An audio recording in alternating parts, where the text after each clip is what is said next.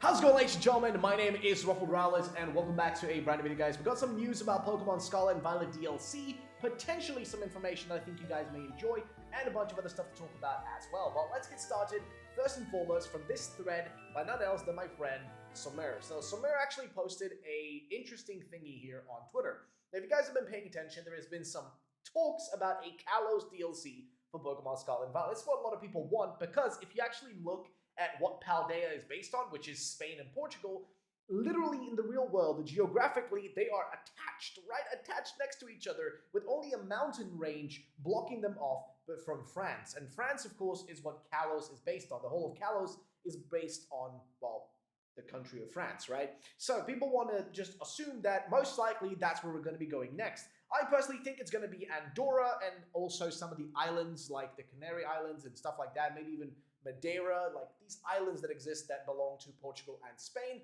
or Andorra, which is a country that's in the mountain range that kind of separates France and Spain. That's what I personally think. But there is some interesting stuff. So, first of all, incredibly beautiful first episode of Ash's mini-series. This is the new mini-series that's going to be capping off Ash Ketchum's journey as he's going to be done with Pokemon. He's like not going to be done with, but Pokemon is done with the character, and then moving on to two brand new characters.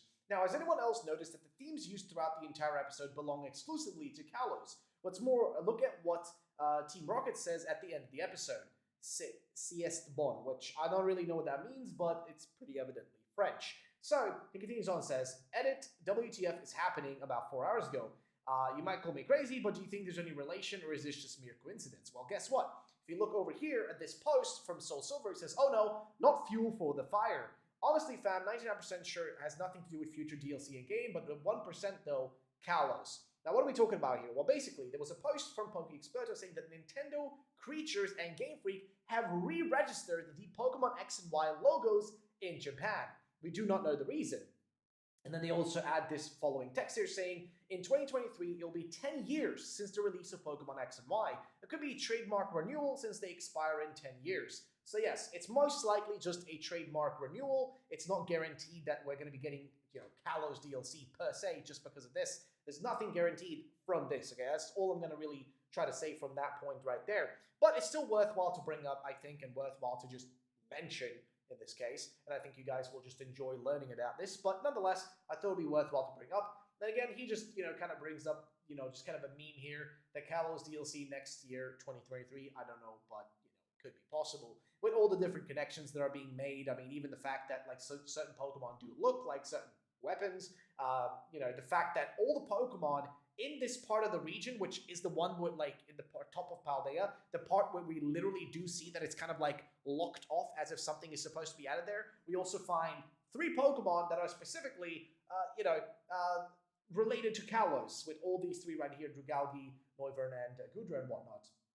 So there's a lot of connections. There's just so many connections. And I thought it would just be worthwhile to bring that up. Which, again, I want to know what you guys think about all this in the comment section down below, as this leads us into some other stuff as well, which is a thread here from Soul Silver about the new legendaries that we've had, the 4 new legendaries. So, he said, thread, I like this ID. Enamorous is a bit of a stretch. It's more pink than purple, but you never know with Game Freak. Bottom line is, we'll never know, and this is what speculation is. There's definitely a chance that these pull origins from 4 perils read to the end. So, basically, it was a post by Barbie Elite that said the Runus Quartets are the counterparts to Landorus, Thundurus, Tornadus, and Enamorous, the 4 perils versus the 4 cardinal beasts. That's why the doors of the Paldean 4 are the same color as the Unnovan 4. Orange, Landorus, green, Tornadus, blue, Thundurus, and purple, Enamorous. And he says, however, the 4 perils would just be the one thing that they are lightly based on. There are a number of other things that they're based on, which is true in every Pokemon design.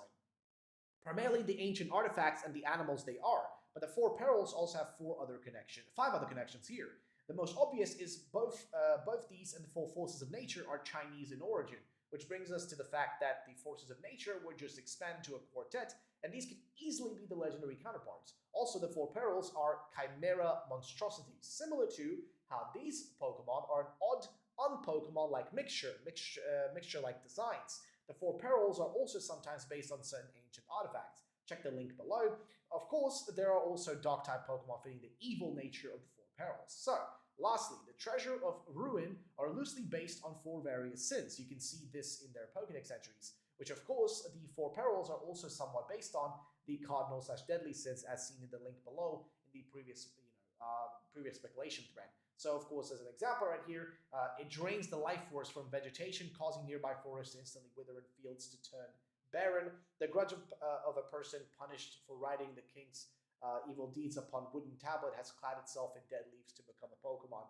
So yeah, it's holding a grudge. But yeah, my previous speculation thread is below. This was based on various leaks that we had earlier this year. Some are disproven, but still some nuggets in there. Hope you enjoyed. And then again, we had these connections with Hundun, Tao Wu, Tao Ti, and Kyung Chi, which represents deviousness, gluttony, ignorance, and chaos. So yeah. He says there's also obviously a connection between the words ruin and peril, and that's an English translation, so there could be no connection other than both having a name with a negative destructive connotation, which just connects back to a lot of what I said above. So again, I don't know if they are connected or not.